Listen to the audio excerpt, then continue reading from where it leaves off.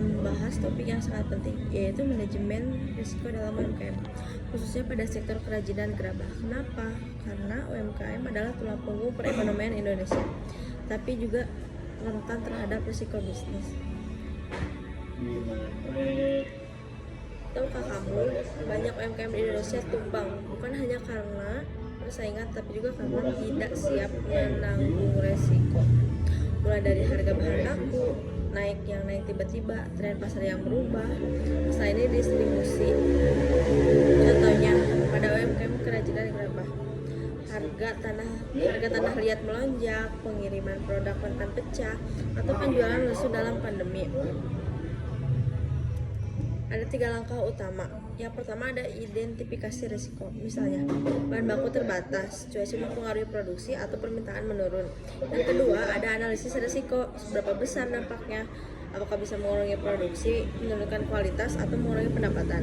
Yang ketiga ada mitigasi risiko. Poin pertama ada diversifikasi termasuk tanah liat.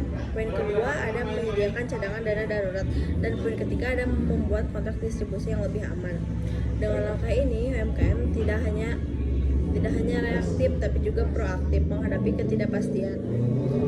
Manajemen risiko berdiri sendiri tapi bisa bersinergi dengan inovasi pemasaran. Contohnya, UMKM gerabah bisa memasarkan produk lewat e-commerce dan media sosial. Poin yang kedua, dengan riset pasar berbasis data, risiko produk tidak laku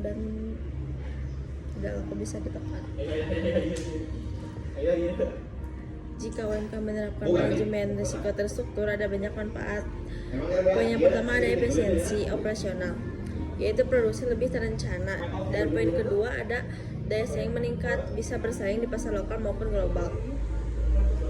Jadi kesimpulannya, inovasi itu penting. Tapi tanpa manajemen risiko, inovasi bisa berbahaya. UMKM termasuk kerajinan gerabah harus berani berinovasi sekaligus cerdas mengelola risiko. Terima kasih sudah menonton atau mendengarkan podcast ini. Jangan lupa like dan share. Bye bye.